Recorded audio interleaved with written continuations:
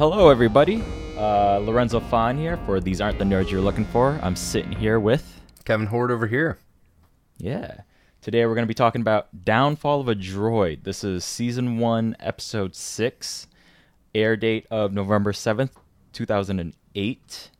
The fortune cookie was trust in your friends and they'll have reason to trust in you.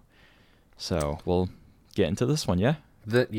This fortune cookie sounds like a little helpful tidbit of info, but I don't feel like it ties into this episode at all. Did you get the same feeling? Oh, yeah. I don't want to jump ahead here, but You want to just talk about that later? Yeah. Okay. I'm afraid of just spoiling jumping all ahead. Of your just my feelings your about this episode. intrigue. Yes. So, Okay. let's just start with where we are in the episode, yeah? Yep. So, Anakin is protecting Bothawai, which definitely took a Wikipedia research for me to just even spell that in my notes, which was fun. Yeah. So my first note is on Bothawai also, and it's that the pronunciation is Bothawai, and I had always, because I knew how it was spelled, it's Bothawui, so I always thought it was like Bothawoo. Uh-huh. I don't know why, but it is what it is. It's You have the spelling of W-U-I at the end? yeah.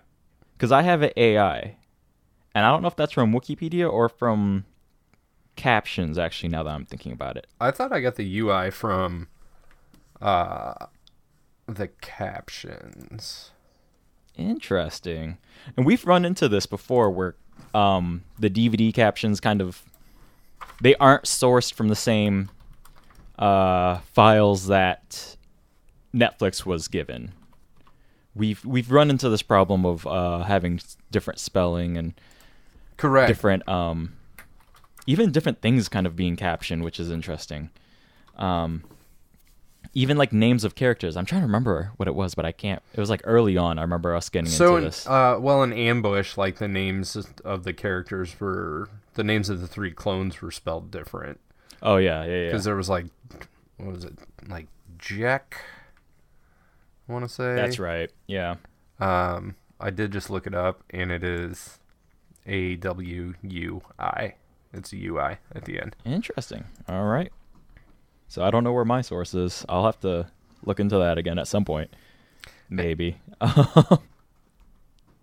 But, so what else did you know about Bothawai besides I figured spelling that's it where correctly versus... the Bothans came from. Ew. That would have died getting the info for the destruction of the second Death Star. Yeah, Death Star 2. Yeah. Yeah. Was that the official name? Dude, was it just called Death Star again, or was there like an official designation of like Death Star 2? I think it was just like the second Death Star. There was no like official, like, you know how like there's a Queen Elizabeth 2, the QE2, regarding ships. Yeah. Sorry. Are you checking like your... I'm looking at my Lego. I figured that's what you're looking. See what the Lego names it as. Yeah, but it's a little too far away from my computer. But I believe that it just says Death Star 2. Yeah. So. All right. So Anakin is protecting Bothawai. Grievous is on his way. And Obi-Wan recommends to Anakin that they regroup. But Anakin declines. Yeah? Something like that?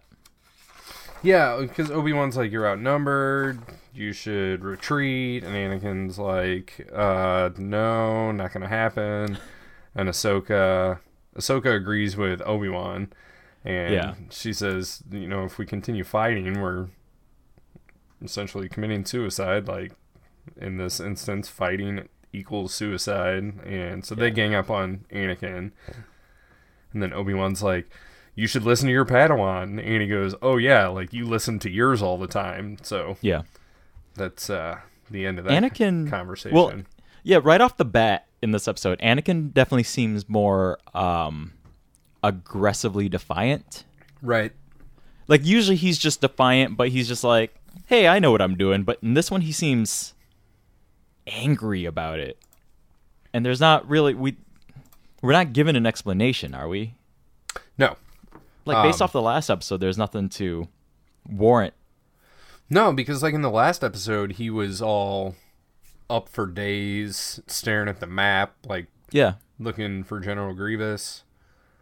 And then they found General Grievous, and they did have the that little side mission going to look for Plo Koon. That was outside of the scope of what they were supposed to be doing. But even then, you know, like you said, he had his orders. He's like, okay, we're going to do that. And then he set that plan in motion and went and did this other stuff anyway. Yeah. So now he's just like super angry. He's just got a bone to pick with Obi-Wan, I guess. So yeah. So he's missing his Jedi coffee or something. So anyways, Grievous is headed towards him. Yes. And for Grievous to get there, they have to head through an asteroid field, yeah? Correct. So they're coming through with their big destroyer ships, right? Correct. Grievous tells the droids to turn on the forward shields, and of course that means turning off the rear shields, all power towards the front, in case any asteroids hit them, or... Yeah, and it's weird, because like at first they're like... Grievous is like, you know, go through the rings, which they equate to an asteroid field, which are, you know, whatever. And you see some giant fucking asteroids like bouncing off the front of these ships, and that's when Grievous is like, all power to the forward shield. So, you know, yeah, why wouldn't they plan that as they're kind of heading into, like, they're already kind of in it, right? Like, yep, they're already in it. They're already getting pelted with asteroids. We don't see, like, the little blue shimmer. No, yeah. There's just nothing. Asteroids hitting shield. Like, they're just bouncing off the ship. Yeah. So, either they didn't need the shields. I don't know what option B would be. Like, or, like, for this ship, for this exact one, for some reason the shield is right on level with the... Yeah, but you ship, still should be able to see, like, the blue... The blue bounce. Right.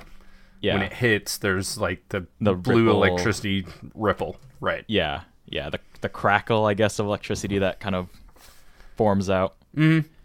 Yeah, I agree. Visually, this scene is very weird. And the pacing is kind of off, even though we're right at the beginning of it. Because we're kind of hopping between, like, newsreel, Anakin getting pissed off, Grievous is in the ship, and then it, like, goes into, like, this quiet stealth mode, kind of like the earlier episodes where he's kind of making his way through, but then they show Anakin with the Gold Squadron coming out. Yeah? Yep, my next note is Gold Squadron takes off. These are V-19 Torrent starfighters, 6 meters long, nice. 1,200 kilometers per hour in atmosphere, which is 745 miles an hour. Very nice. Yeah, so they're just kind of hanging out on the other side of the asteroid field, waiting for them to approach because they know they're coming. Yeah. Mm-hmm. So then, what am I looking at? So they kind of send out some ships, yeah. That is Grievous's end. They send out some fighters. Okay. And they engage with Gold Squadron, yeah? Yes. So a dogfight begins. And then this is kind of when I don't know how else to say this. There's this weird 90s techno beat that drops during the space dogfight that goes on. Okay. Are you bringing this up as a good thing or a bad thing?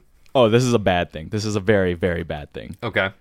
Because it is the weirdest, like, 90s Matrix-esque techno beat that is just playing in the background of this. It's not aesthetically pleasing. It doesn't match the mood. It doesn't match the pacing. Yeah, it doesn't enhance the fighting. It doesn't make it seem cooler. Uh-huh. And I'm even trying to remember that this episode is, almost 10 years old, and yet even trying to put myself in a 2008 mindset, I can't imagine that this techno music would have fit the scene. And I doubt it does. Yeah. And it's weird because we haven't heard music on this level throughout the series yet, and this is pretty unprecedented for Star Wars as a whole, I would say. Right. So the Clone Wars does do some unique things with music where I'm trying to think. I know I brought it up before and had asked you to kind of take a look at it and look for it. And there have been a few episodes where the style choice of the music is way outside of the realm of the normal symphonic stuff that we're accustomed to.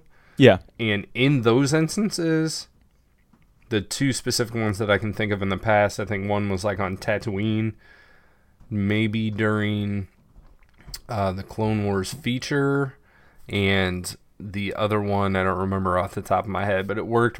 Maybe it was well. Zero's Club or something like that. Zero's Club for sure was one of them, but then there's in those instances though, the music never stood out because it fit whatever was happening.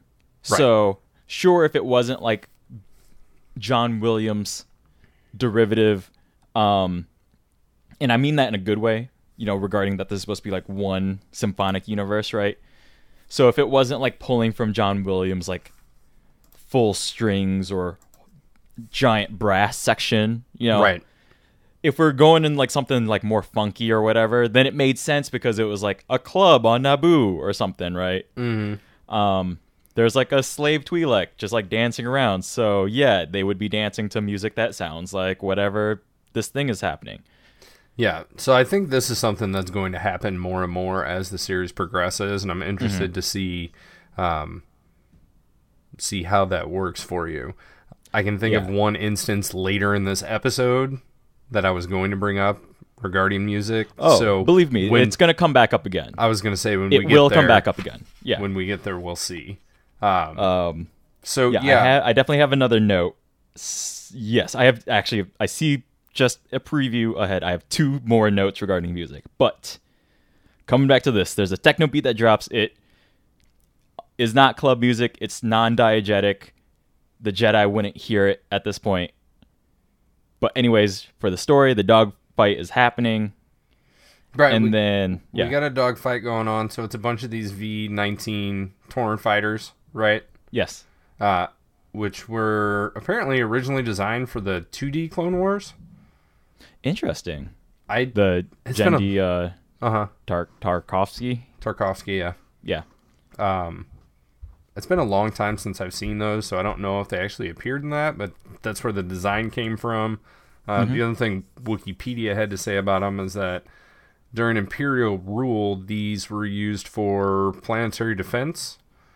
Apparently, even including the Bota-Jeff Defense Force, which eventually took these ships and just mounted a rebellion against the Empire. So that kind of came back to bite them in the ass. I've got a note that says draw them into the trap, and I'm thinking this is a comment from Grievous, but I don't know who's laying the trap for who. Anakin is laying a trap. Okay. This is where, so the next thing that happens is Gold Squadron retreats. Okay. And then as Grievous continues forward in his big separatist destroyer, I forget exactly how it happens. My notes aren't that detailed, but Rex and other clones are hiding on the actual asteroids. On the surface. Right. They've got ATTE walkers on one of the bigger asteroids, so Anakin is just trying to draw them far enough in that they can attack him from the back. Because one of the comments that when Grievous orders all power to the forward shields. One of the droids is like, but sir, what if they attack us from behind? Yeah. And Grievous says, no, they can't because of the asteroids. Like, the asteroids they can't get behind the They asteroids. can't get behind us. We've got asteroids behind us. Yeah, like we will see them if they're trying to go around the asteroids. Right. That's why they were going through, so they could protect their flank at the same time as being able to sneak up on them. This is not what happens. So, but with a remark from a droid like that in an episode like this, you know that's what is going to happen. Yeah, who would have seen this coming at all? just the dumb droids. So, do you have a note on what Grievous does next? No. Oh. Well, I was trying to throw that at you. Come on, man. So, the ATTEs and the clones are totally just giving it to Grievous up the rear. Mm-hmm. And then the droids are like, oh no, this ship is gonna not make it, essentially. So Grievous leaves the bridge and gets into his own personal ship. And fucking flies away. Flies out of there. Anakin sees and gives chase. And of course the other ship is totally destroyed. So there's like this weird little chase that kind of happens. So Anakin's in his ship with R2-D2 as his astromech for the little personal craft that he's in. Mm-hmm. And then while Anakin is flying, they kind of get scraped by something, and it fucks up one of his wings or something like that, and right. R2 can't fix it. So essentially Anakin kind of crashes, and then Grievous gets away. Right. Yeah. So then the next scene is super weird, and I don't know. Yeah, because Annie gets knocked out in his ship, right? Basically. Yeah. So he's just floating out there in space. Right. The last shot is him floating. But he wakes up back in in the big station med bay or whatever. Or something. Yeah. Right. Yeah.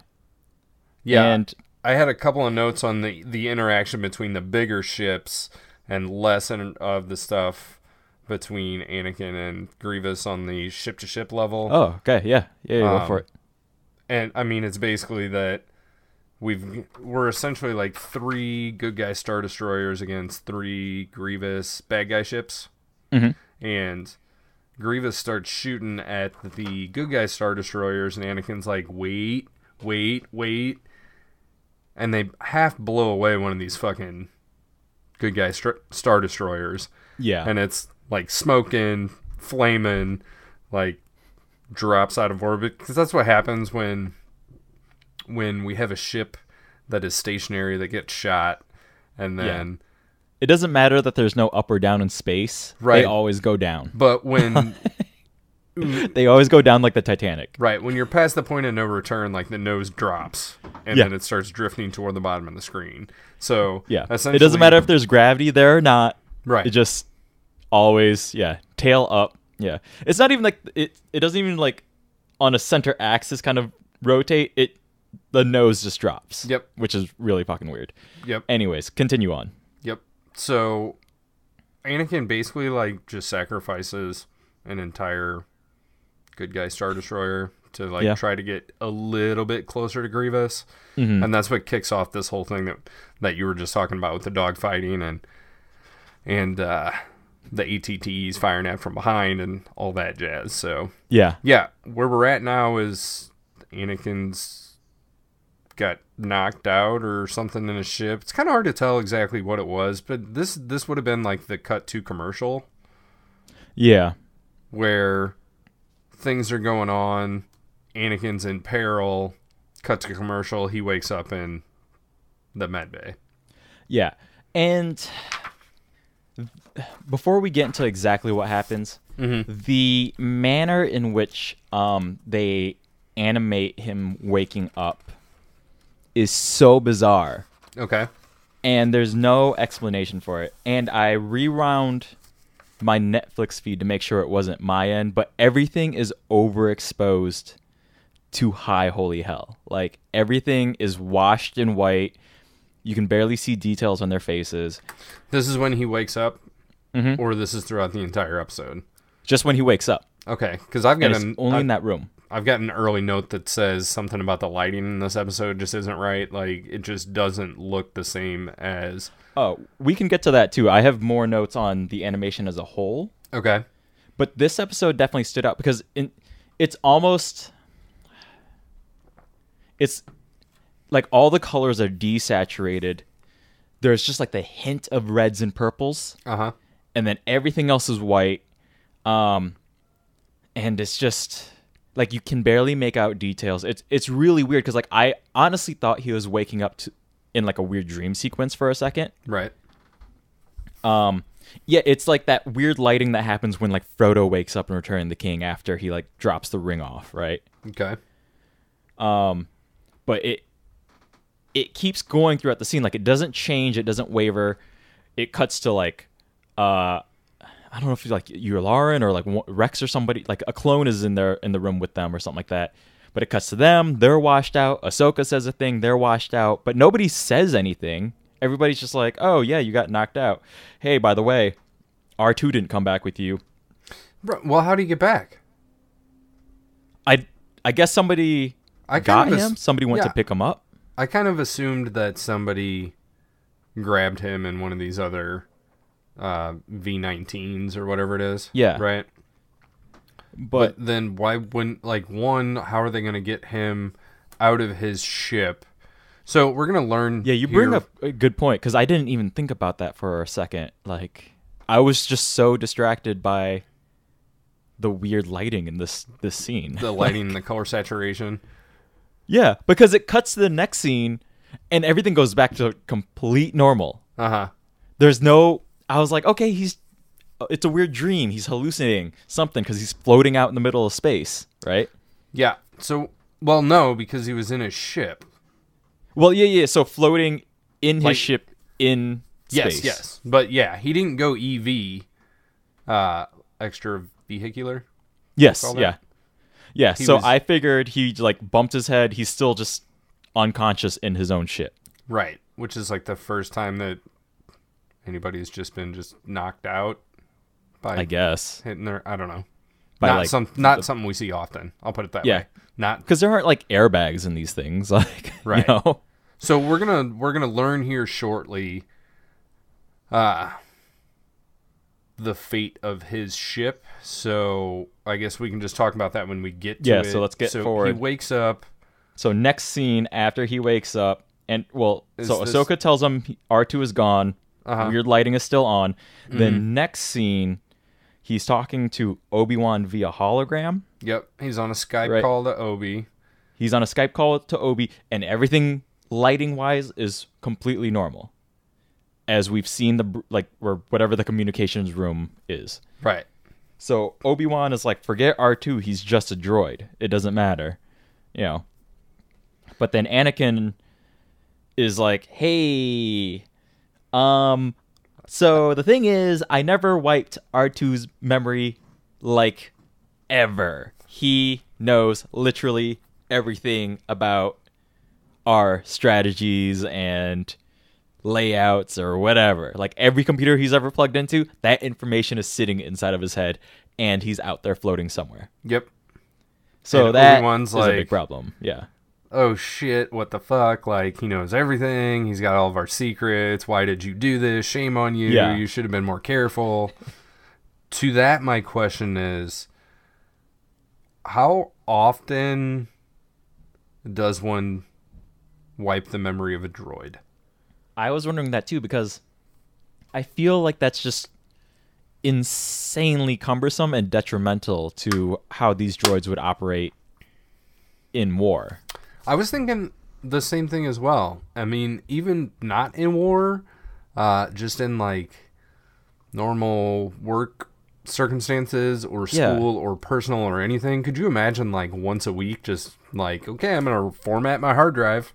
Yeah, everything. Like, okay, let me Just- reset up all the calendars and appointments and stuff that I Right. have in this Wipe computer. everything, and Everything. then when you wipe a droid's memory, you have to like reinstall the operating system, and like Yeah. you're surfing for drivers, and Or like, that do you have to sit replacement there? fucking arm doesn't work anymore, and you got to like reprogram that.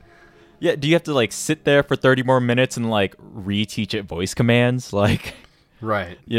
like when you get a new phone, it's like, oh, say a few things to Siri so she knows what your voice sounds like, except like every week with R2D2, you know? I agree. This whole point was really confusing to me because under no circumstance have we ever heard of other droids getting wiped out Right. on a regular basis such as this, right? Right. If we had already established like Friday memory wipe day or whatever, Yeah. and that was just a thing, then I'd be Like, hey, all for it. Yeah. It's time for your routine wipe, basically. That sounds terrible. But like the only real instance I can pull off the top of my head is the big moment at the end of it's the last word of Revenge of the Sith when C-3PO and R2-D2 literally exchange ownership. And Bail Organa is like, oh, hey, new droids. Let's wipe the protocol droid so he's fresh for us. Yeah, have Right? the protocol droid's memory erased. Yeah. Oh, no. But it doesn't say anything about R2. No, yeah. R2 gets to remain scot-free. Also never understood that. Yeah. I know it was a sticking point for George Lucas that R2 is the only character that essentially had conscious memory of everything that ever happened in the episodic Star Wars Yeah. movies. Because that's definitely a thing where, like, towards the end of Revenge of the Sith, he's definitely trying to tie up everything because then, in the very next movie, he goes on his mission to find Obi-Wan, who he, like, remembers, but Obi-Wan is like, I don't fucking know who this droid is, Despite the fact that he really should, after all of this stuff. Right. Especially this episode, because R2 was lost, and it was a big fucking deal that Anakin, who later becomes Darth Vader, had this fucking droid who he never wiped the memory of, so he had all of the secrets of everyone ever. Exactly. Yeah, so this is another point towards me just getting annoyed with this episode, where there are these kind of strands that don't meet other strands we have out there. Yeah. This may be a hint of your overall opinion. Yeah. I'm dropping a hint the way that droid talked about not having the rear shields up. Like, so anyways. I think I understand. So now Ahsoka agrees with Anakin. Like earlier she didn't agree. She was like on Obi-Wan's side earlier. Now she's on Anakin's side. And so she defends Anakin, saying, Master Obi-Wan, like, sometimes it's been real helpful that R2 has all this information, which totally makes sense because that's why we have computers that store information so that we don't need to, keep going through the Rolodex as we transfer notes over. Like, right. Like, once a month, let's just erase Wikipedia and we'll start fresh. Yeah, like and then burn all the records. People can continue building up all that information for like a month, and then we'll just erase it. And because like, what does it matter if you have to erase R2's memory if you're gonna just transfer it forward to another droid anyways? Like, I'm assuming if you have to wipe R2's memory, then you're thinking it has to go somewhere else. Yeah, it has to be transferred somewhere, right? To the Jedi archives. I guess. Maybe that's what it is. It's like the Jedi just want to be the keepers of all the knowledge. So they're like, no. Look. It's staying. Once a week, you send all of your information to us. We'll put it in our archives, and you just erase that from your droids. Like, clear it off your calendar. Fucking reboot your refrigerator. It doesn't need to tell you how many eggs you need to buy next week. Like, we'll take all the info, and you just be common people that don't have, you get a little information, but you don't have it all. Yeah. What could go wrong? You just need to know what you need to know. Yeah. Yeah. What could go wrong? Need to know basis. Yeah. You can't delete things out of the Jedi archives.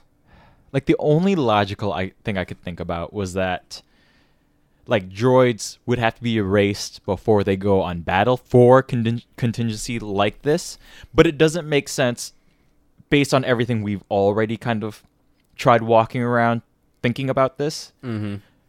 Is that there would have like if R2 is floating around out there, there has to be like some sort of failsafe where like Anakin would hit the button to erase R2 so that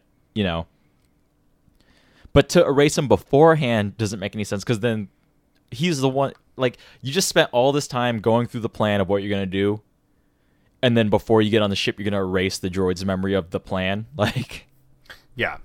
The reason we're talking about this so long is because it doesn't make any fucking sense. No. And it's the big MacGuffin of why Anakin really needs to go get R2. Right. Like, it's because otherwise it would just be like another droid. Yeah, just let the fucking droid die, which is fine under normal circumstances because, it's the Jedi. They're slicing and dicing droids all the fucking time. There's gotta be like thousands of fucking droids that, like, unclaimed space debris droids at this point. Oh, surely. Yeah. And I'm sure that if the Separatists went and found all these fucking droids, or if the Republic went and found, like, all the fucking leftover droid parts from the Separatists, they could probably do some cryptic cyber investigation. I don't even know. And like piece together some fucking vital information. Yeah. Like you don't need the entire Enigma box, but like if you get, like 80% of the treasure map, right? Like, it's going to be better than nothing, right? So it's weird that there is this one droid floating around that has literally everything. I'm pretty sure that you just described the plot to The Force Awakens. In my head it was kind of sitting there, right? Yeah. Like it was kind of in there, right? So again, R2 comes in handy with his various bits of information. So yep. So Obi-Wan's like, fine, go find R2. So yep. Anakin and Ahsoka start loading up their ship, right? Mm-hmm. And all of a sudden they had this new droid, a replacement astromech droid, that Ahsoka calls Goldie, because he is he's an R3. Yeah. I think he's R3S6. Yeah, I didn't write down his full designation. I just wrote down an R3 unit, and Ahsoka makes a point that, like, hey, it's an R3 unit. He'll be a lot faster and better than the old R2 units, Right. So, yeah, and he's called Goldie because he is gold, and so I would like to point member, out that I guess. In Attack of the Clones, the droid that Obi-Wan had was an R4, so I'm not really sure that that's like, I don't know that an R3 is like one generation newer than an R2. That's what Ahsoka was kind of making it sound like. That's definitely what she makes it out to sound like. Yeah. And I know in the old EU there was stuff to the same effect, that the 2 and the 3 or the 4 in the designation is like the generation of technology. But then does that just keep going infinitely? Like, will there be like an R128 at some point? Like, right. Or an AA123. Yeah. Like, you have to, you just keep going up and up until you get to, like, oh, this is XX33. Like, wait, what? Right. Yeah. I'm not really sure. We got to work on these designations. I don't know. I will do a little deeper dive into droids and how they are named. Okay. That'd be good. Yeah. But anyways, we are introduced to Goldie, and Goldie is MacGuffin number 2. Yes. Right. So yeah. at this point they fly out and they're buzzing around through all the debris and shit, and they see Anakin's ship, and then it does the dramatic rollover. Yep. In the headlights, and R2 is gone. Yep. Like they literally show the empty hole of where he would have been. Yep. The droid socket is empty. Yeah. There's a little bit of damage to like the left side wing, so I guess that would be like the starboard wing. Yes. And nope, the port wing. Starboard's on the right. Starboard's on the right. You're right. You are correct. And other than that, like the ship looks good. Little wing damage, no droid. Like the cockpit bubble's all good. So this takes me back to the question that I had. Yeah. Of how the fuck did Anakin get back to the ship? Because how do you pull him out? Right. I agree. I didn't think about this at first because I was just so confused about so many other things in this episode. Mm-hmm. You know, like I'm not gonna lie. By the time we got to this point, we kind of got distracted on like designations and all that, but I'm still confused about what the hell that white scene was, you know? Like, so, but I agreed. Like, how do you eject somebody out? Like, how, from the outside, you can't open the cockpit. You can't open the cockpit up without ventilating all the atmosphere. Yeah. Like, you can't put a bubble over it and then open the cockpit and, like, stick a breathing tube on him or anything like that. Like, right. So I don't know if it still works the same, but in the old EU, the jumpsuits had essentially like a little power pack. So if a pilot were to eject in outer space, because they have their helmets on, which have the built-in goggles, but then from like your nose down to your neck is exposed to the elements, right? Or to space. But so there was like some sort of built-in pack that was in the jumpsuit that created like a small atmospheric shield around you were you to be in that situation. So are we talking like Guardians of the Galaxy 2 life vest that Peter Quill has towards the end of the film? I don't remember that in Guardians of the Galaxy 2. Yeah, because he has the... Rocket is holding, like, hey, here's the detonator and here's a life vest, but I only have one. Like, which one do you want? Yeah, so Yondu is like, all right, let me have at those. Because, yeah, I mean, spoilers for Guardians of the Galaxy Volume 2. That's right, it came out like a year ago. Yeah, so that's when, Yondu and... Yondu goes to get Quill because he's like floating out there, throws the life vest on him, hits the button. And then... I guess it could be. I don't remember the details of that because that's one of the only MCU movies that I've seen only once other than Infinity War because that one's not out on... That one's fresh, Blu-ray. Fresh film. Actually saw that one last night. We may talk about that at another date. Yeah. But so anyways, moving on. Essentially, it sounds something similar, but there is an autonomous atmospheric protection for the pilot. Yeah. Should some catastrophic damage happen to whatever ship they were flying. So in that so case, far we haven't seen evidence of this though. Right? Correct. In Clone Wars we haven't, because we've had that whole episode with the Malevolence that was like, cracking people out of the pod shells, Right. And we saw carnage of ships kind of getting blasted apart, and the pilots kind of not responsive. So right. And again, I'm gonna say that like the cockpit globe looks to be intact and good.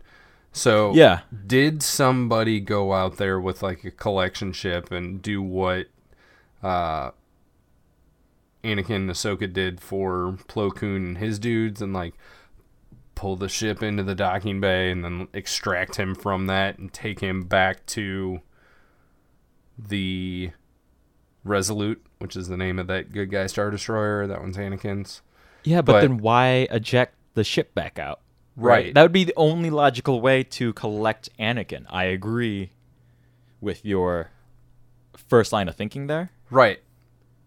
My second question is, if they can get Anakin, why would they not pick up R2 as well? Yeah. So, however he got into this other ship, R2 must have already been gone. I guess, but then where's he going? How did he get there? He got jetpacks. He can, like, you would think. I mean, you can't hit a droid on the head with a fucking hammer and knock it out. It doesn't work. Like, you can hit Anakin on the head and knock him out. You can't hit R2 on the head and knock him out. No, but if R2 is conscious for all of this, why is he like, okay, peace out, bitches. Fuck y'all. I'm jetting off this way. Somebody come pick up Anakin, I guess, or not. I don't give a shit, right? Right. Like what has happened here? There's such a leap here to get this story going. Like there's nothing about this that makes any sense. Right. This whole first act is just so baloney. we have to lose R2 in this story R2's the catalyst to get us where we're going for this story and the next story. Yes. So this is the first part of like a two-parter. So here's what should have happened, because we probably already spent, I don't know, 6 minutes worth of the show, right? Getting to this point, if not more. You can do the whole thing with the fucking asteroid fields and Grievous coming in with his ships and whatnot, but instead of having Anakin in this ship, you put somebody else in the ship. Mm-hmm. Jedi Master, I'm gonna die.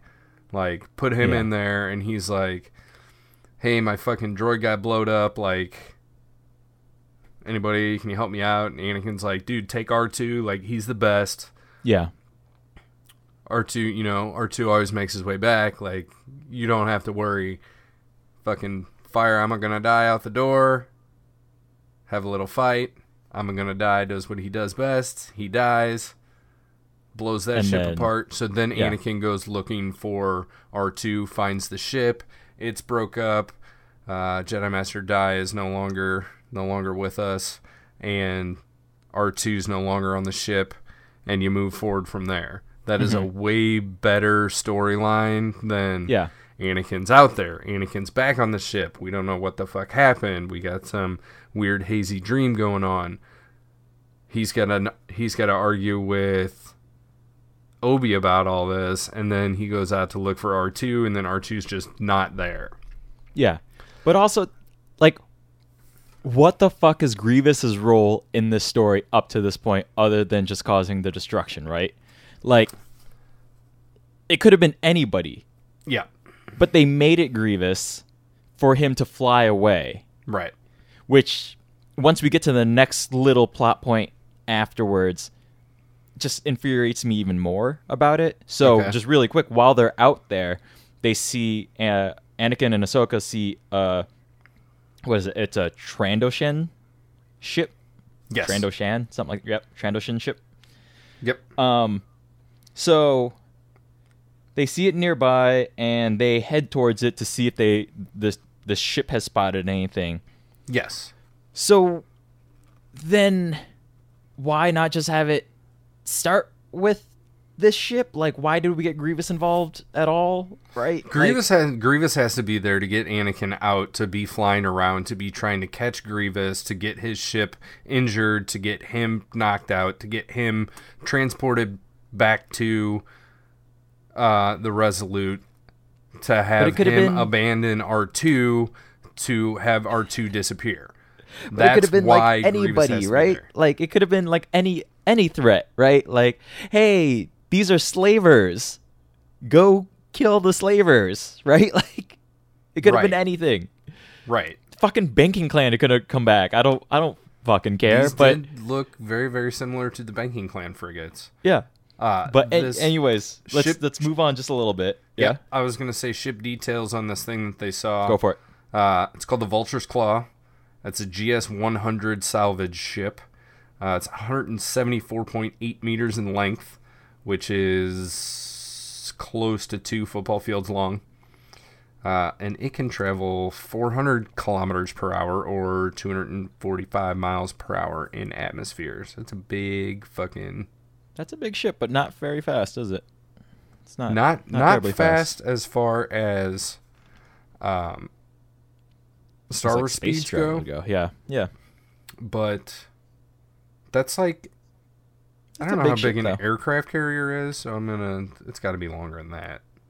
Aircraft carriers are definitely a lot way longer. Yeah, way longer than that, yeah. But an in-atmosphere speed of 245 miles per hour, that's pretty good. Yeah, it's not bad. I don't know why they have...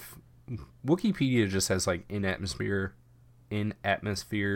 top speed, but nothing about... They've got Does that change depending on the atmosphere? Like if the air is thinner, is that just like max all around? I don't really know. I mean, gravity doesn't change based on the size of the planet, so why would atmosphere? Yeah. Everything has an Earth gravity 1. So, anyways, they head onto the ship that they being Anakin and Ahsoka, correct? And yes, and this is the same elevator shaft that we have seen a couple of times. Yes. With the same thing. So it's circular. Same set, redressed. And it's fine. It works out. Yeah. We get to the top, and then we get our first fart joke of the series. Oh, God. Yes.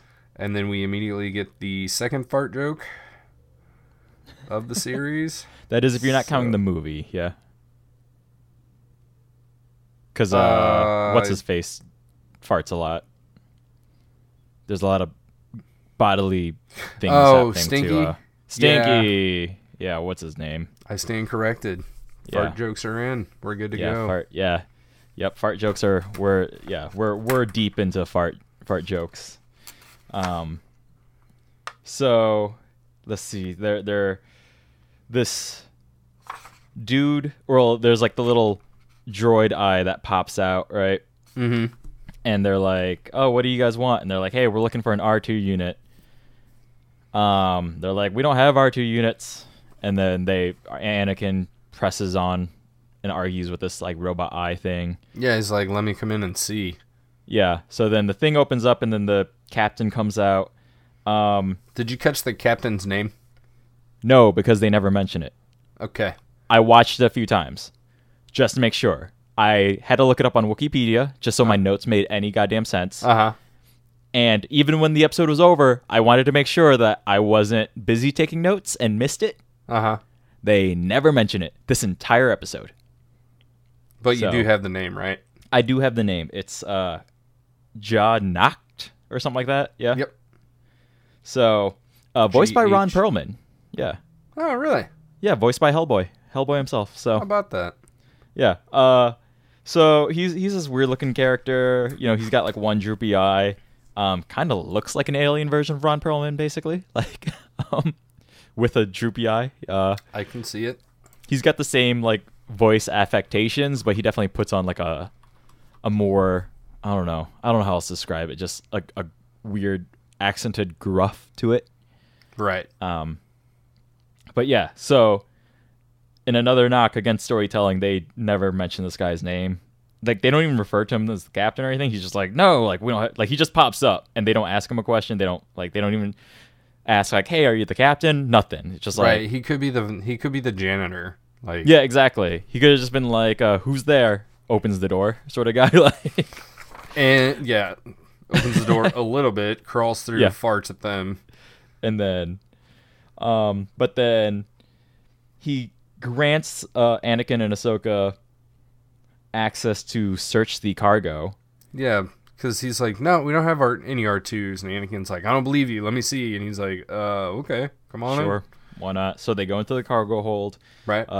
Goldie or R3, whatever you want to refer to this droid, as is fallen behind. Right.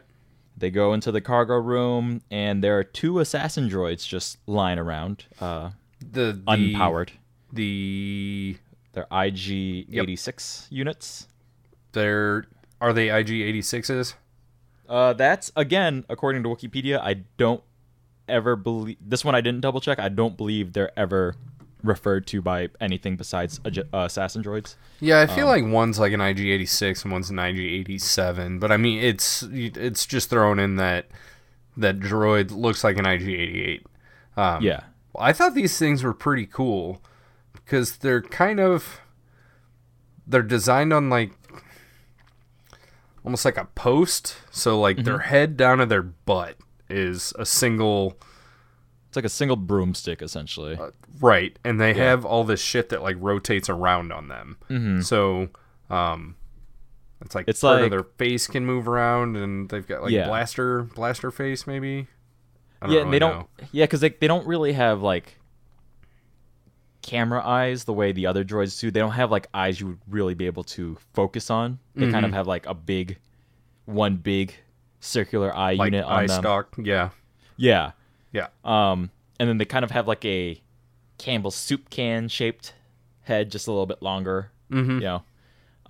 And then like a couple other bands of something going on their face, and but I thought it was pretty cool because they don't really have a right or left or front or back. Like it's just kind of this broomstick with. They're symmetrical. Vertical. They're symmetrical left and right and front and back, other than the head, almost, right? Right. But the head can just like rotate 180 degrees, so it's like... Yeah.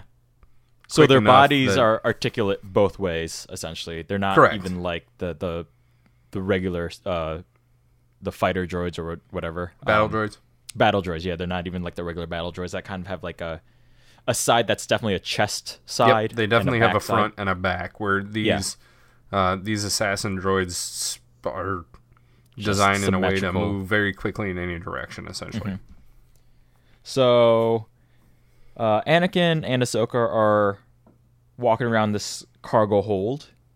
Yep. And then there's a little chirp that happens, and Anakin believes he is hearing R2. That's R2! Yeah, which is weird because it's not quiet enough to be hidden. It's really weird that Anakin hears it, and then 2 feet away, Ahsoka is like, "What the fuck are you talking about?" I think that probably just comes down to Anakin having had this droid for ever, and he knows R2's chirp, yeah, and that makes sense. And Ahsoka just met R2 within the last 6 months, probably less, maybe 3-ish. We're not really sure. So she's droid racist and they all sound the same to her? Maybe. Or she's just not... she just doesn't have that ear yet. She's not as discerning yet. Mm-hmm. I can imagine like a dog owner having heard his dog bark a million fucking times, be at, like, oh shit, my dog ran away and I'm at the dog park or whatever. Yeah. And it's dark and I can't see for whatever reason, and he hears like a bark and he's like, oh, that's my dog. And then whoever he's with, who just met the dog, is like, I heard a dog bark. It just sounds like a dog, yeah. It was a dog barking. Quick tangent. One of my...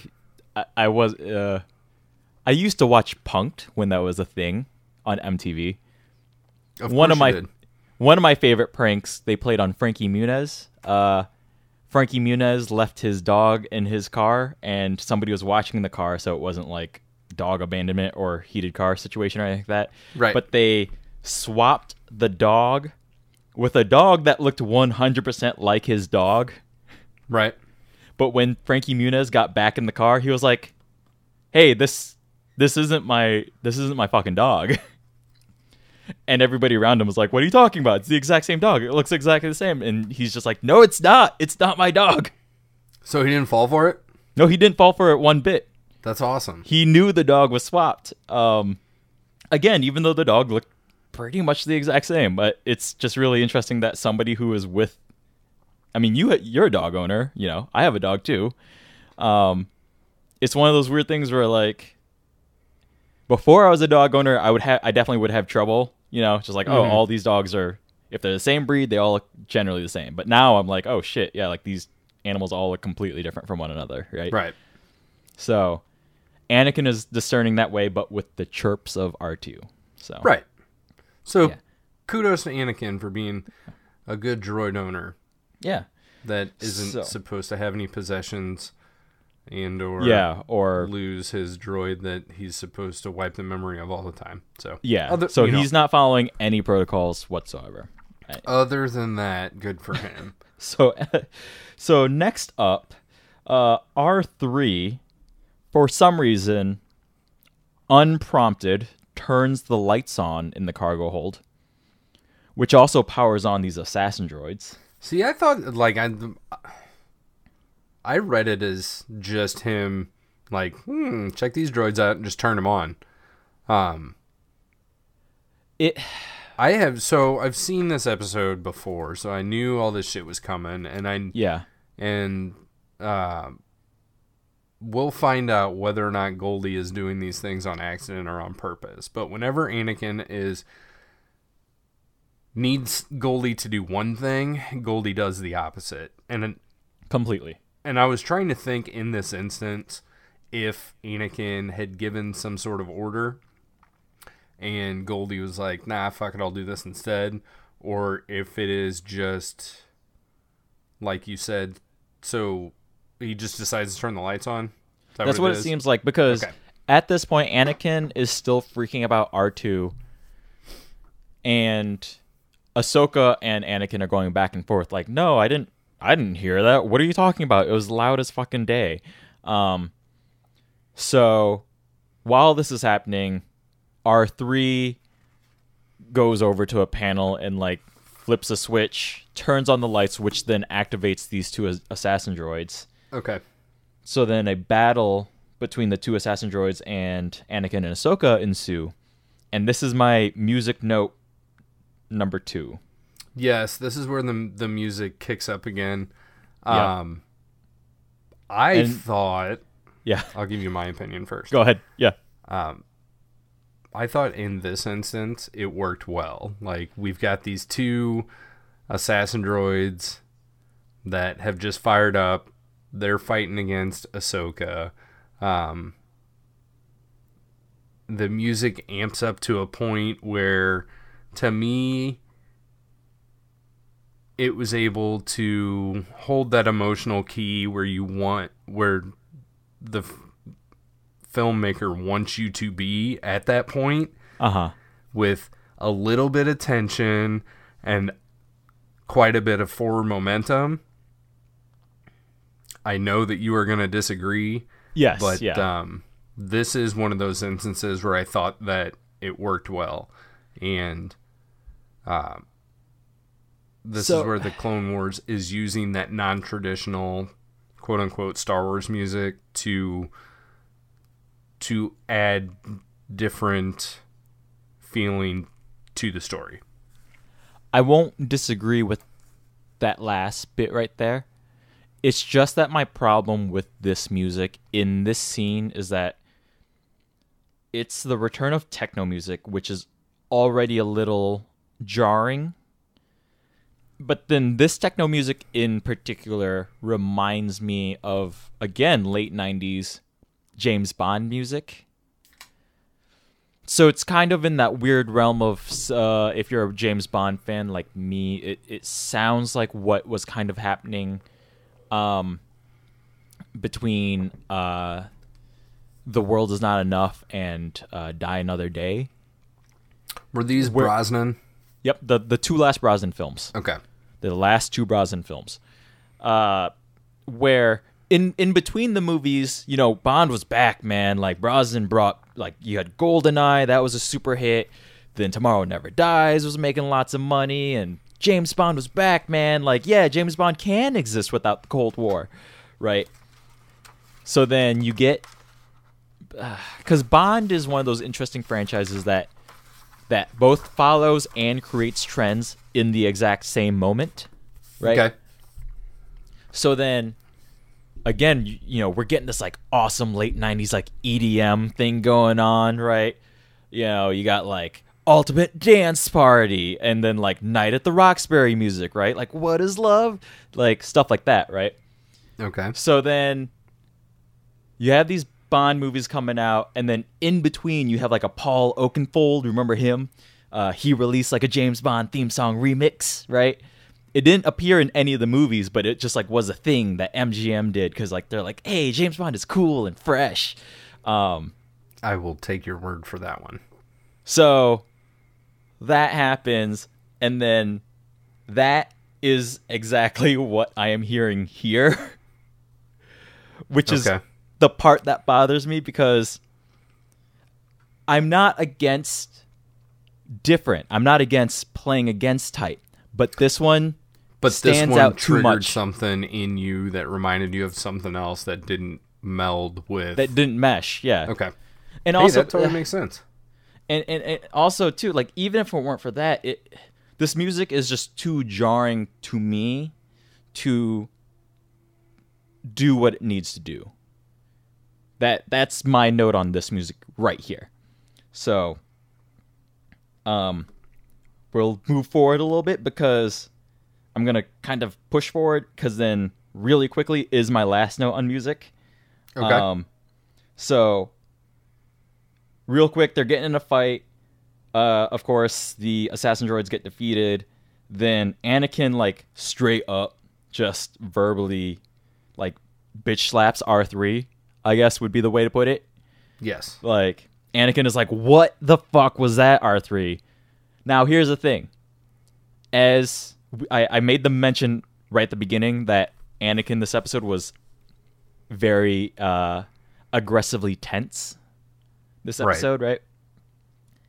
In this instance, I think it's completely warranted.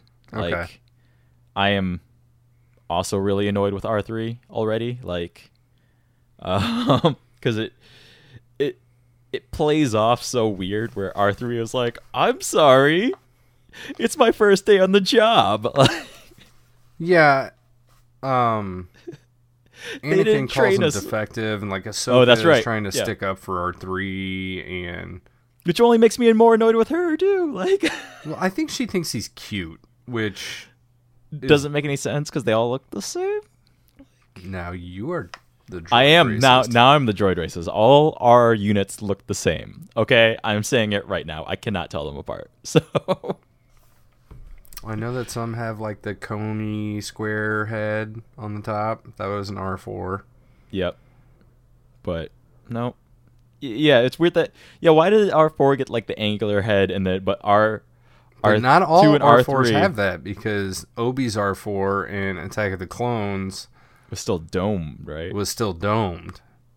She didn't even have any legs because she was built into the ship. Personal affectations, I guess. Like, yeah, I'm not really sure. But yeah, Ahsoka is sticking up for R3, and Anakin's like, nah, that's bullshit. He's defective. He's retarded. He's all these, whatever. He's all these other things. Yeah. And so at that point, he hops in a fighter. Because I have a note that says Anakin just says fine, whatever, and then goes to dock in a hyperspace ring. Yeah, they kind of end back at their own ship, I guess. Like, they kind of skip a few steps. It gets really confusing here. So there's a quick conversation where they're assuming that R2 got destroyed. So then, like, Ahsoka's like, well, maybe Grievous has, like, a listening post. Maybe he's, like, intercepting our messages. So that's how they're kind of figuring this shit out before we have a chance to. So then they kind of do a short montage, and this is my last note on music.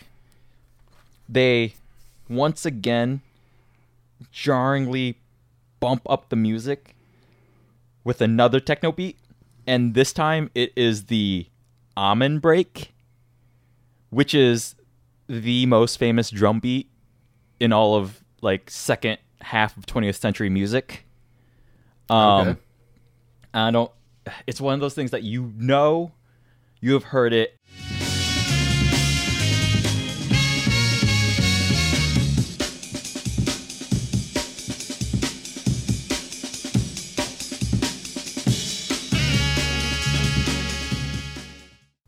It comes up in like hip hop songs all the time.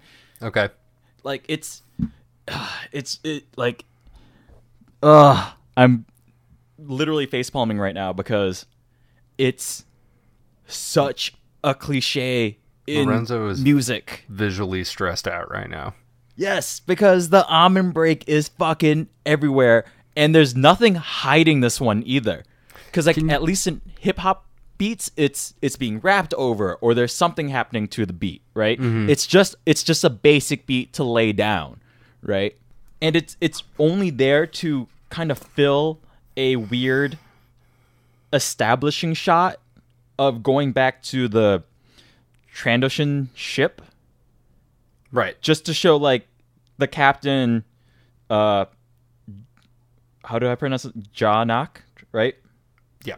Like it's just to show him in his ship, and like R2 is hanging out behind him, basically. Like it's just like this weird, like they've never done these like major establishing shots from like ship to ship per se, or they have, but it's just like there's the ship, here's Grievous, and we're into it because we got 22 minutes, and that's not a lot of fucking time, right?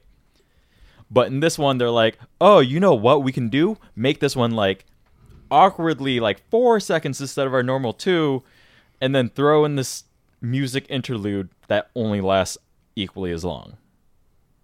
Like that's why with this one, I am just like more passionately angry about this one. Yeah, I'm going to have to pay more attention to some of these things that you have brought up because they totally make sense for being a something that stands out. Uh-huh. But they're not the things that I'm looking for when I'm taking my notes. So they don't stick with me at all.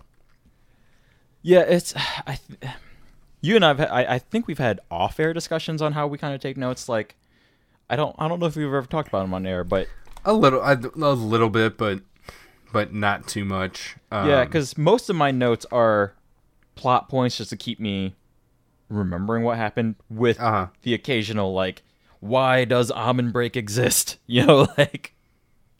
Yeah, right. And I definitely do some more detailed. I've got about a half-size notebook that I'm taking notes in now, and my notes are probably 20 pages long, and I've got a couple different colored pens so that I can go back and forth from point to point, and then some of them are numbered and some of them aren't, and Kevin has like diagrams. I have like bullet points. Kevin has diagrams going on. Like and I write down dialogue sometimes where it'll be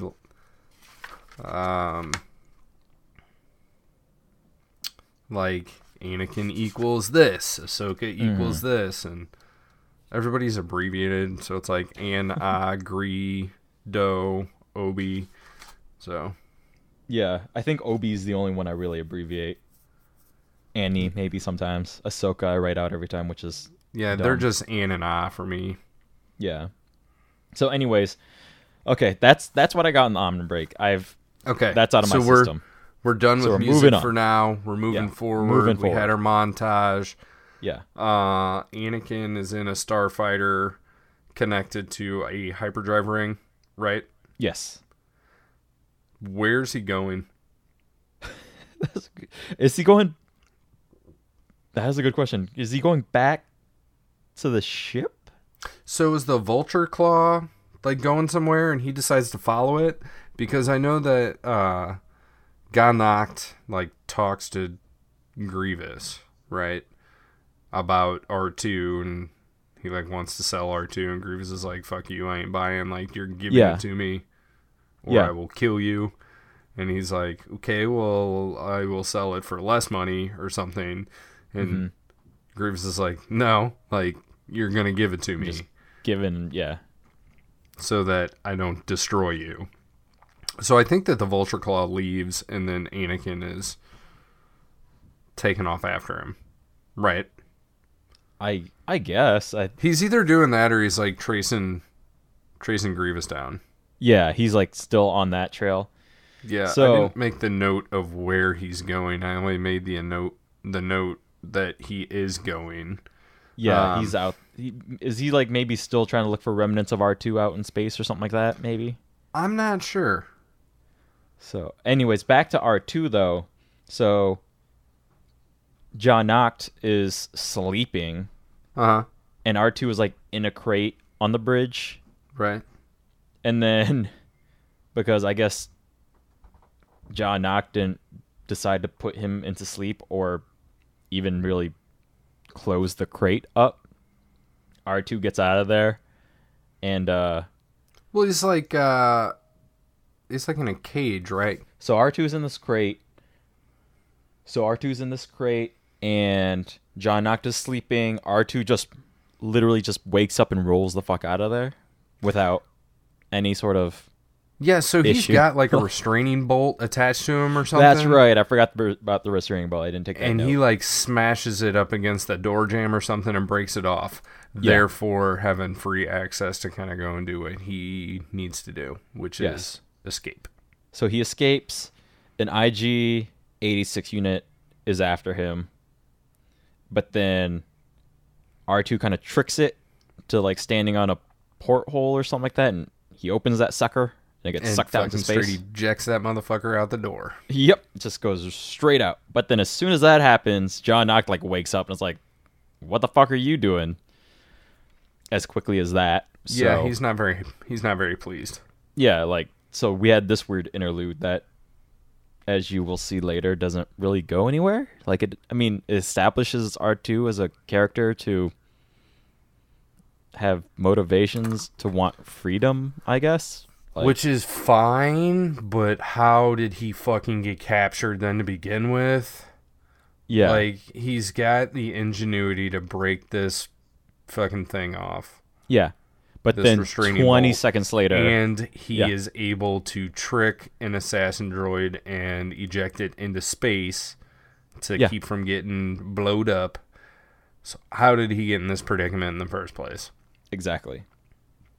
And then just get caught so damn easily again. Like, why wouldn't you either immediately like send a distress signal out, which maybe if like the assassin droid's on your tail, but then why don't you do something to like trap the captain somewhere, right? Like, right. You know, like the dude just woke up and was like, "Hey, where's that droid I had here like 20 seconds ago?" So that was probably in his plan, but he had to take care of this assassin droid first. Yeah. So before he could tie up the captain and steal the ship. That I will allow, but from a storytelling standpoint, this is just a waste of a scene. Like, right. To me, they just needed to fill some time. They're like, "Hey, we haven't had R2 do anything. How about we show him?" I think that's breaking exactly the shackles what it is. Of, is just to like intercut back to, hey, don't like forget plot R2's A, plot in this. B. Yeah, and it's not particularly effective. Yeah. So in Annie's plot line, what we have going on is he arrives to wherever he is going in hyperspace, right? Something like that, yeah. And he shows up, and there are there some fucking droid ships attacking him? Is that what's going on? I don't know. I don't even think that happens. He's scouting. Like, he's just roaming around. Right, but then... Oh, okay. I have him scouting for stuff, and here's how I took the notes. I have Anakin scouts, and R3 fucks shit up. So, so what R3 does That's what I was trying to figure out, because mine says, Annie arrives, Goldie/Stumpy turns on tracking beacon. Yep, that's exactly what he does. He turns on the tracking beacon. So he just turns it on? Oh, yeah. Again, unprompted, he just fucking turns it on. Because that's a smart fucking thing to do in the middle of space while you're trying to be sly, is blow the fucking whistle. Right. So Ahsoka sees it. Grievous sees it. Grievous says, now you are in my trap. Grievous and his ship show up like fucking immediately. Yep. They shoot at Annie. Annie retreats. Ahsoka and the Twilight show up. I wrote good flying, so I'm assuming there's like a spinning, like a spin I think these spin maneuver or something. Like that. Yeah. Okay, this is what I thought we were at earlier. Anakin tells Goldie to plot a course and prep the hyperdrive. Instead, Goldie just disconnects from the hyperdrive ring. Yep. So, Grievous blows the ring up, and he's talking shit to the droid. Yep. They're completely fucked, essentially, in the middle of space. Fucked. Grievous says launch everything. Like a shit ton of vulture droids come out to attack. There's a bunch of fancy flying. Grievous threatens a droid with the fucking backhand like he is apt to do. Yeah. There's a lot of domestic abuse in this show. Like the combat I understand, but like the friendly hits, like the friendly fire hits. Grievous does it often. It's definitely part of his character design. Like he does it often, and even to the point where he's destroying droids. Yeah, he'll more than a handful of times. He'll like fucking punch their faces off. Like, in full all beheading. Actuality, punch a droid in the face and knock its head off. Oh yeah, yep. So that happens. So go ahead. My next note is Enter the Twilight, like Han in A New Hope. Like, coming in, dropping out of hyperspace at the last minute, like, blasty blast, taking care of a couple of ships, saving the hero's ass, right? Yep. And he's got droid problems, crashes into the Twilight dock. The Twilight just barely scrapes through in between a couple of cruisers. Vultures get smushed. Twilight blast off into hyperspace. Yep. This is where I said Grievous bitch slaps a droid's head straight off.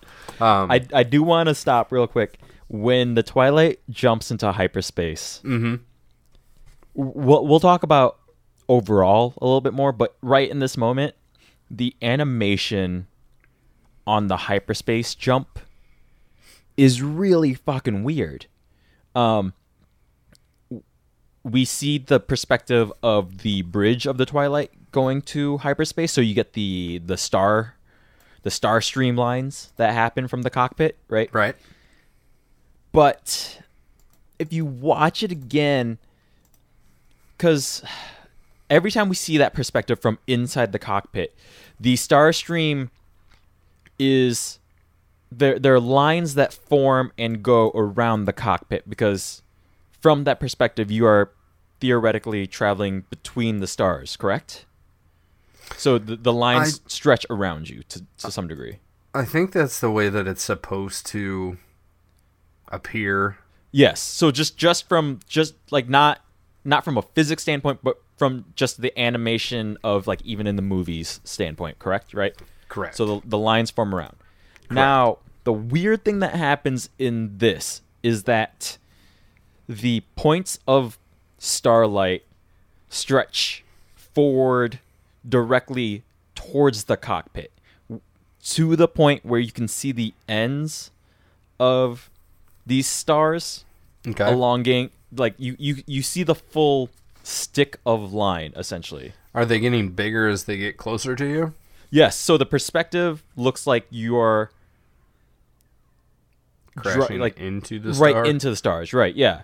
It's really weird. Like somebody kind of fucked it up. Right. So here's what I'm guessing happened is that they have like a predetermined star map in the background. Yeah.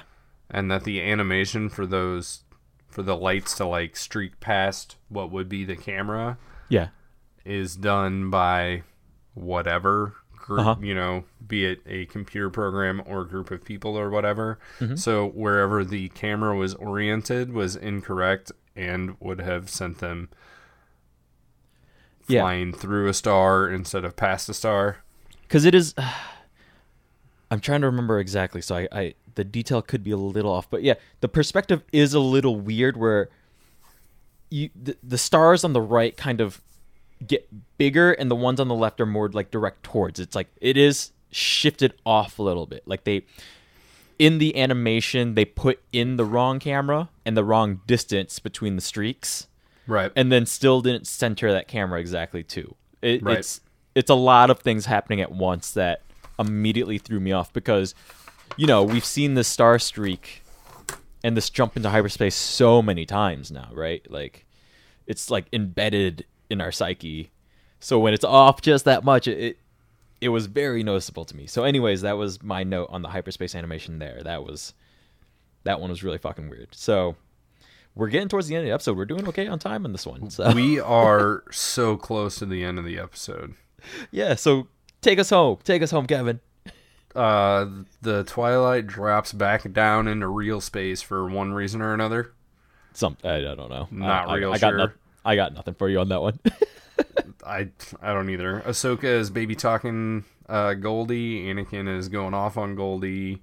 Ahsoka is all like, "Oh, you hurt his feelings." And Anakin's like, "What about R2? He's still out there. Like, what about his feelings?" And then the Twilight flies off. This is the end of the episode, right? And the end. That's it. That's it. That's it. So they fucking leave. Couldn't we have just like ended the episode like the previous hyperspace jump?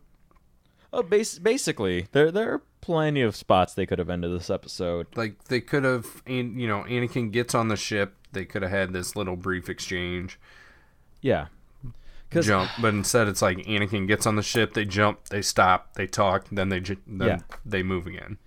Because here's the thing with this episode: there's no structure to this episode. It's just a series of events that happens. Mm-hmm. And I get that it's a two-parter by the time we get to the end of the episode, but I'm not asking for a resolution in a series per se, but I still need the self-contained episodes to have some sort of like climax and then like a small like denouement afterwards, right? So I'm not sure what that last thing was that you just said. It's just like the small come down from the climax, right? Like okay. Carry on. What I was gonna say is that this episode feels more like a montage of storyboard meetings. Yes. Than a fluid, completed project. Oh, absolutely. Like, what was that movie with Jennifer Lawrence where she makes a mop? Oh, Joy? Yeah. Yeah.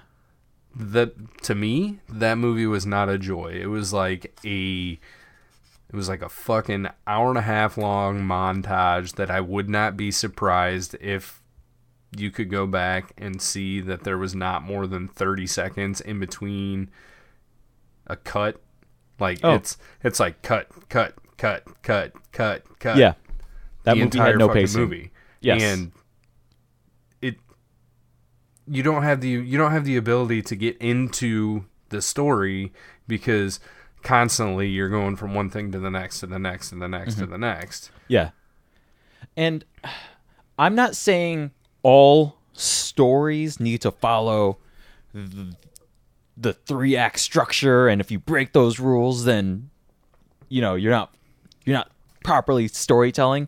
But the thing is that the reason the 3-act structure exists is because there's a natural flow to storytelling that when you're writing, whether or not you're like, when you're writing, you're not like, oh, how do we end the first act? No, you just write in a way that makes the story feel natural, right? Right. And with this, there is none of that. A 3-act story structure fucking works. Yes, exactly. So, yeah, you're allowed to like break those rules. Sometimes like the second act can be like 10 minutes long in an 80-minute movie, right? Like, right.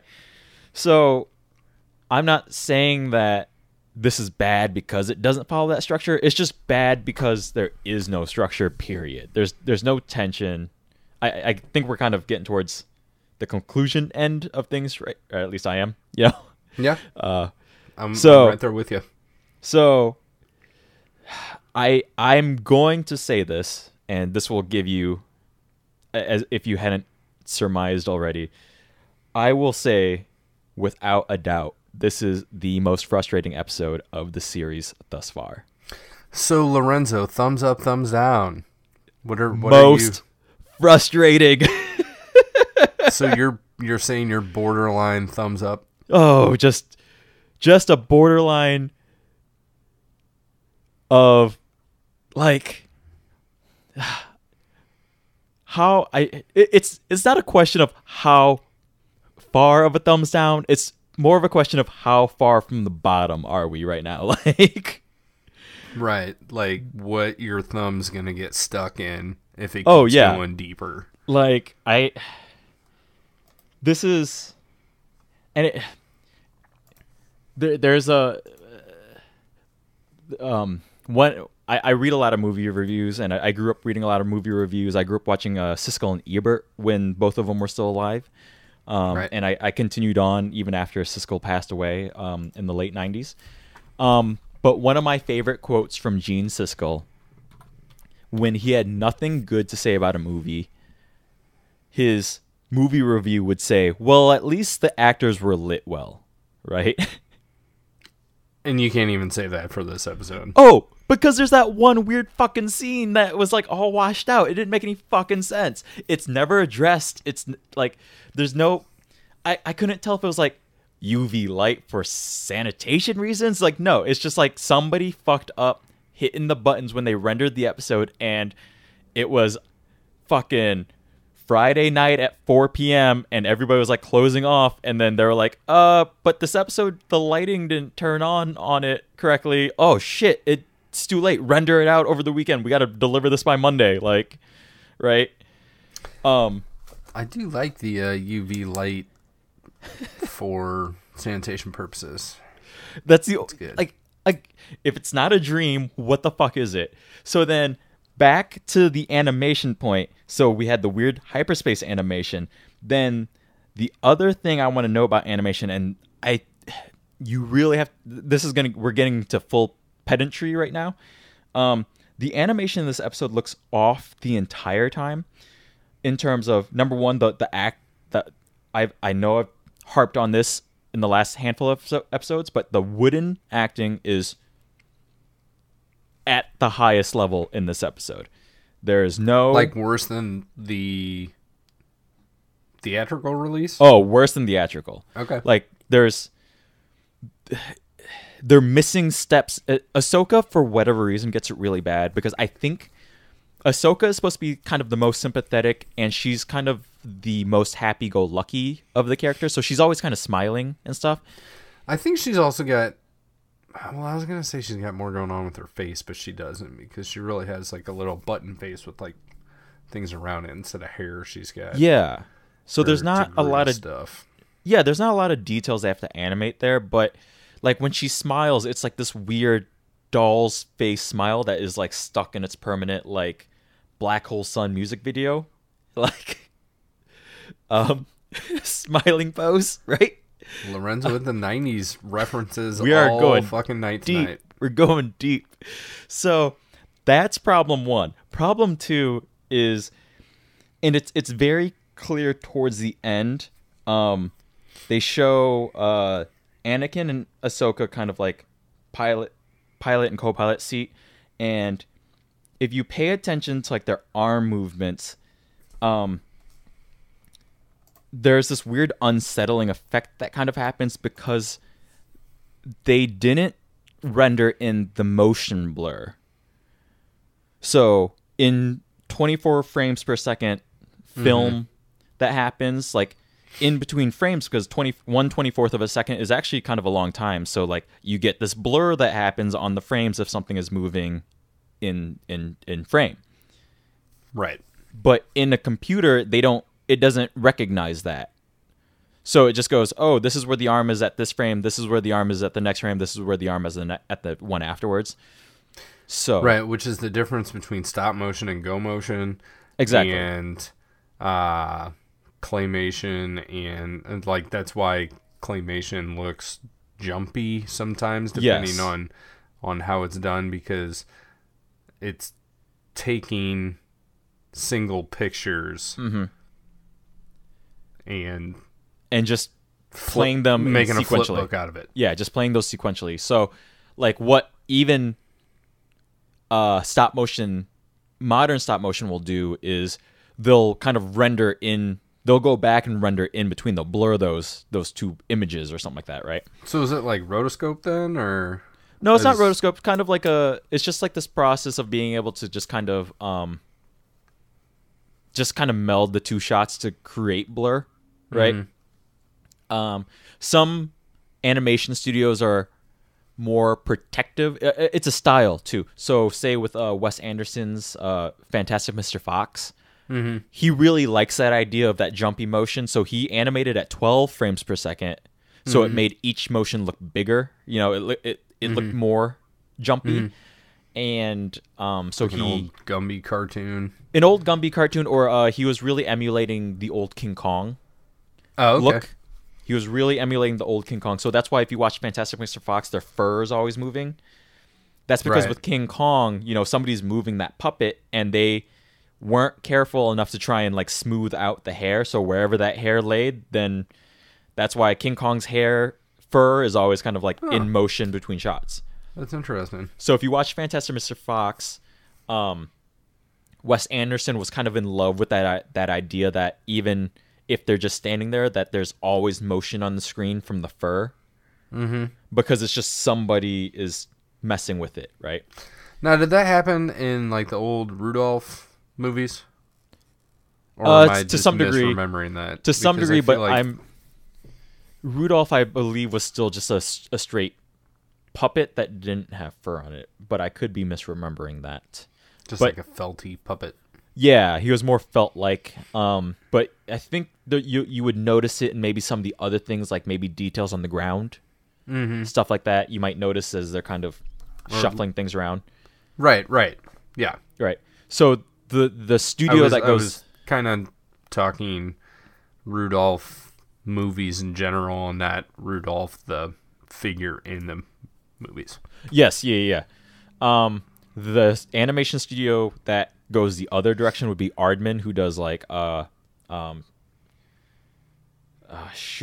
Gromit. Okay. The Wallace and Gromit ones, and Shaun the Sheep. Mm-hmm. They are really into the idea of animating what they can live and then going CG with everything else. Like those are still special effects movies. I did not know that. So there's like when characters are running around, there's especially with Shaun the Sheep, which only came out a handful of years ago. You know, like you watch that and there are a lot of scenes where you're like, how did they animate all of that? It's because they don't care. They're still maybe animating individual things against green screen and then compositing those into a different shot later on, right? Yeah. So anyways, that's a long technical explanation of what's kind of happening here is that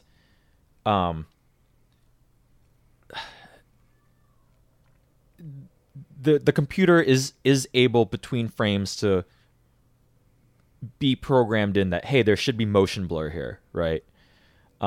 This is kind of what, like when you watch Toy Story 1 and then like later Pixar movies as they keep going on and on. You know, yeah, there's technical advantages via just higher rendering power, right? Right. But the reason the animation also looks smoother is because the way we're used to seeing film with the blur and stuff like that. Because they're able to write in between the lines so that then we can later read in between the lines. Yes, yeah.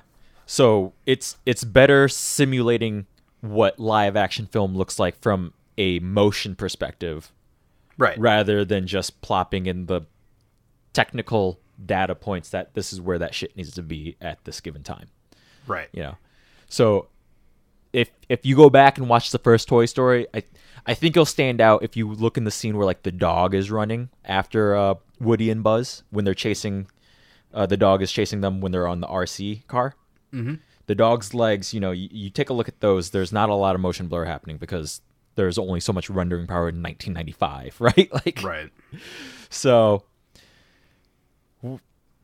then the problem is you jump forward 13 years to 2008, and I get that, again, judging it based on the medium that we're in, television, all that shit. But the problem is, if something doesn't look right, it just doesn't look right. It's, you know, you can't tell everybody who's watching it like, well, it's a cheaper budget. It doesn't matter. If it doesn't look good, it doesn't look good, right? Right. So the animation in this one is just off. Everything is off in this episode. So anyways, that's my long rant about that. So what There do you go ahead That's if you have something your, to say. No. I'll give my thumbs up, thumbs down now. Yeah, go ahead. Yeah. This one got a thumbs down for me.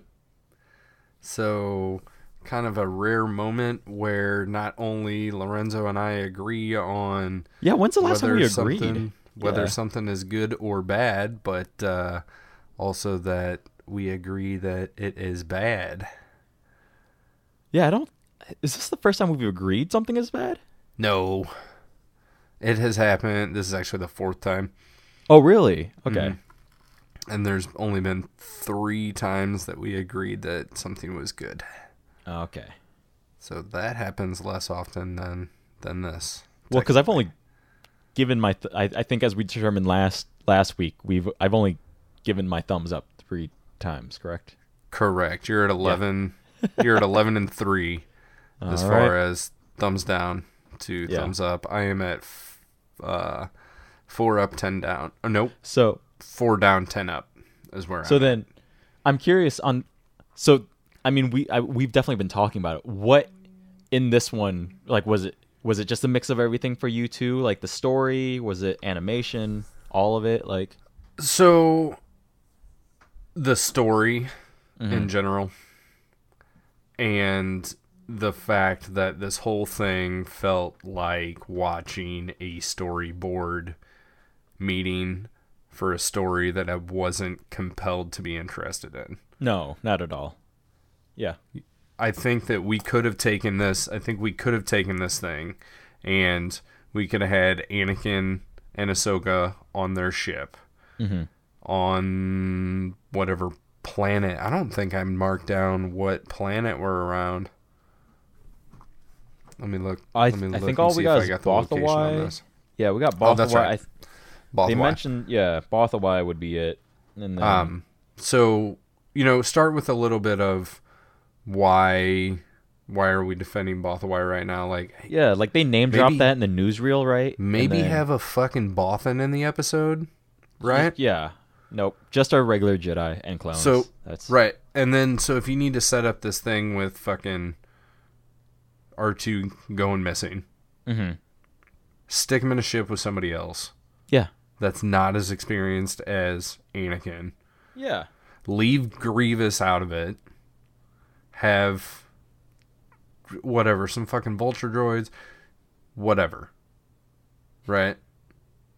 Yes. Have some Bothans going on a fucking secret mission to do something, because we know that's something that they do. Right? And have R2 on the ship, whatever. And have him actually, like, there's just no progression in this one. Like, everything you're saying it's not allowed. It's not allowed to progress, because what we have is we have circumstance going on. Yeah. And then Anakin has to address the circumstance. So then he goes and does that. But then he has to be separated from R2. So then he has to be pulled back to the ship. And then he goes to look for R2. But R2 can't be found. So then he has to like leave and come back again. And then where he thinks R2 is leaves. So then he has to go to that. And then, but he still can't get him. So then he has to be pulled back. So it's like this fucking yo-yo episode of like Anakin going out, coming back, going out, coming back. It's literally a 2-step forward, 1 step back, 2-step forward, 1 step back, 2-step forward, 1 step back. This does not make for good storytelling. Yeah, it's all contrivances. The entire episode is built around contrivances. Like, you can use that in an effective storytelling method, but not just in make this episode. Just not in this one. Like, just there's nothing about this episode that feels natural. Like, already Anakin just feels super angry at the beginning. I'm talking like Harry Potter 5 angry, right? Like, right, with no explanation, right? And just and the fact that like this R3 unit is like this bumbling idiot. I will make the comparison that he bothered me the way Jar Jar Binks kind of bothers people. Okay. Right? Like, it's just super frustrating that they keep this droid around, and like Ahsoka is like really trying to get on this droid's good side, even though they keep the droid around because Goldie is important in the next episode. Again, all contrivances. Like, from a character standpoint, this droid has almost killed Anakin. What? At the very least 2 times by activating the... I think it's 3 times. So assassin droids... Goldie only does like 3 things in this episode. Yeah. And it's turning the fucking droids on. Yep. Be it by flipping the switch to turn the power on in general, or just powering them up, whatever. Mm-hmm. Turning on the homing beacon. Yep. Or help just me. Whatever beacon. Yeah. Alarm. Some sort of ping gets sent out. And disconnecting from the hyperspace ring. There you go. Yeah. Like, those are the 3 things that this droid does. Yeah. And all 3 of them negatively affect Anakin to the point of him having to fight his way. Well, they're not like they're not like little mistakes like, oh, I read the map wrong. They're all mistakes where at any point it would have and could have and should have killed Anakin. Right. And then for this reason, it just makes me more pissed off that at the end of the episode, Ahsoka is like, why are you so hard on him? Bitch, because he almost got me killed 3 fucking times. Like, yeah. So we're 14 episodes deep, 14 stories deep, whatever you want to call it, right? Yeah. The last 13 have been building towards something kind of in general. I mean, that's the idea. Yeah. But this or at least one, it's like a good look into the Clone Wars, as the title would suggest, right? Like, right. At the very least. This one is definitely like... It's just a fucking mess. It exists for its own sake of existence. And it's a setup for the next episode, which is Duel of the Droids. Yeah. So for all you people out there, you know, I don't know if you know what droids will be dueling. But like, even as fillers go, like, this one is just painful. Like, it's not good. This one is just so painful. But anyways, this one can definitely, you know, you can definitely skip this one. Yeah. All right. And we'll see how Duel of the Droids fares next week. So I actually have not watched that one yet. So I can't even hint at what my opinion on it will be. And yeah, I did watch that one earlier today, but let's just reserve that for the next episode, yeah? Yeah, that's what that episode's for. So yeah, let's just keep it there. I am just checking the actual air date of this because I do probably want to bring up with you. We kind of talked about it off air before, but we are in a year, as every year now has, a Star Wars release, and we are coming up on that. So I wanted to, yeah. Yes. Before we kind of do our wrap up, I think Kevin and I will try and watch Solo at some point and have a special episode, or one of the episodes will be us reacting to Solo and how we feel about that. Yeah? Yeah, so as this episode releases, which should be, it releases if everything stays on schedule, should be May 23rd, which means if you're listening to this the day of release, tomorrow is going to be the sneak preview night for Solo. Yep. Even though the technical release date is May 25th. Yep. Which marks 41 years. 41 years. Yep. 41 years to the day of the release of the original Star Wars. Right. But Kevin and I have been talking about this idea of branching out. I mean, as if there weren't enough episodes of Clone Wars to talk about, but there's a lot. There's a lot of good nerd things happening in the realm of nerddom, I guess. Right. To be self-reflexive on that sentence, such as the release of Infinity War that just happened in relation to this recording, at least. We're recording early May here, so by the time you're hearing this is we're down the line. Yeah, the irony here is huge, whereby I actually saw Infinity War last night. Yes. And when this episode airs, I will see Solo. Tomorrow, but I will actually view those several weeks apart. Yep. Yeah. So I just want to kind of bring it up now to kind of not have any surprises when we do kind of have an episode that doesn't follow the exact same order as Clone Wars, and we kind of plop in an episode here and there. We're still not really sure, based on how long these episodes are going, how that's going to look. When those will happen. Yeah, when those will drop. There's a limit on how much I can upload per month regarding data space that's available through our syndicating program, which is Libsyn. If you've ever had to deal with podcasts, Libsyn's kind of the big one. But as kind of behind the curtain stuff is we've only got so much storage per month before they archive everything, and we can put up new episodes. And because we talk ad nauseum at so much length per episode, that storage space gets eaten up pretty quickly. Yes, it does.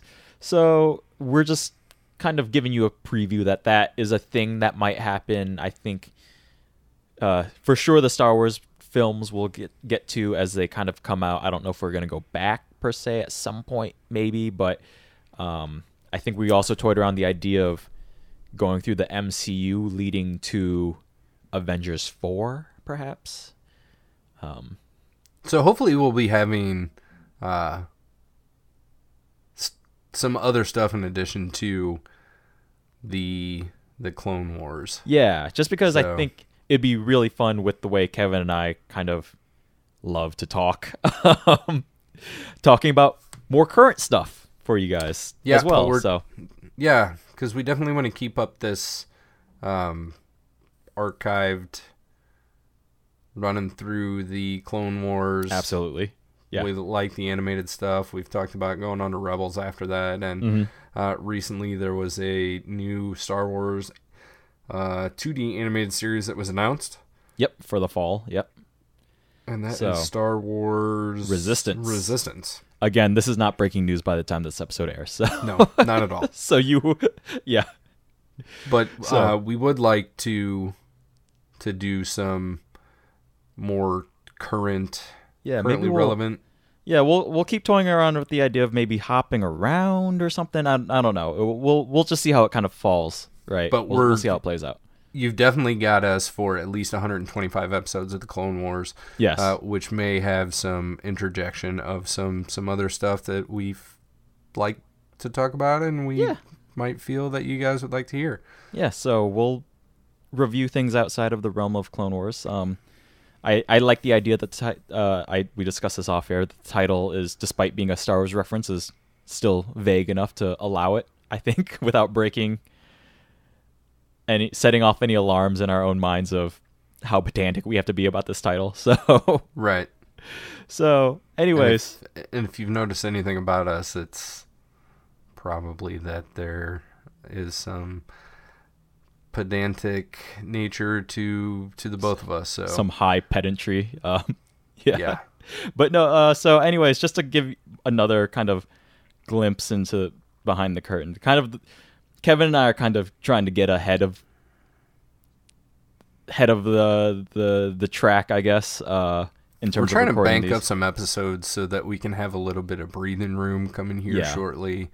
For the summer, Lorenzo is going to be busy with work. My wife is having a baby come end of June. Yep. So congratulations to you. publicly. That is baby number 2 for us. I say baby, but our first daughter is 15. And we got your first child is not a we child got at all. Yeah, we got round 2 daughter 2 on the way. So Yep. little R2D2 on the way. So we'll drop in at some point with a more current episode when Solo comes around. Like we'll record that and get that out pretty quickly instead of holding on to it for a month and a half. But right, but you're definitely still going to get the consistent feed of weekly Clone Wars-ness. Yeah, and we'll figure out how to get the other stuff to you. Sounds when good. We need to. So All right. if you guys have any suggestions, that'd be great. To get those suggestions to us, yes. You can email us at notthenerdspodcast@gmail.com. You can hit me up on Twitter at nottthenerds. You can reach out to Lorenzo on Facebook at notthenerdspodcast, and then we got an Instagram account. Yeah, which I still haven't done anything with because you can regram. It's not as interactive as say Twitter or Facebook are. That would be the best way to reach out to Kevin. Twitter's probably the best. Yeah, that's the most active one for sure. You've really handled that one really well. You'll get some feedback. Yeah, for some sure. feedback from us. Yeah. And of course, please subscribe if you haven't already. I think I mentioned last week's episode, we are officially on TuneIn. Yep. In addition to Google Play and iTunes, which is now Apple Podcast. It is no longer. Yeah, it's whatever. It's on. Yeah. It's fucking on iTunes. It's all iTunes. It's on Apple platform or Google platform. Take your pick. It's somewhere. It's somewhere. You can find us. Just like and subscribe and give us a review. Please tell us how we're doing. Send me a postcard. Yes. we require validation, okay? Please. Whatever works. All right. Well, we're going to try and keep this under 2 hours. We're really close. So we're really close. Get on out of here. What do you got? Real quick, let's give our shouts out to Kevin and Lindsay. That's Kevin right. over on Twitter at They Call Me K-Dub, and Lindsay through Gmail, which Strange is Fantasy Music at gmail.com. Yep. Other than that, we'll see you nerds next week. See you next week. Thank you, everybody.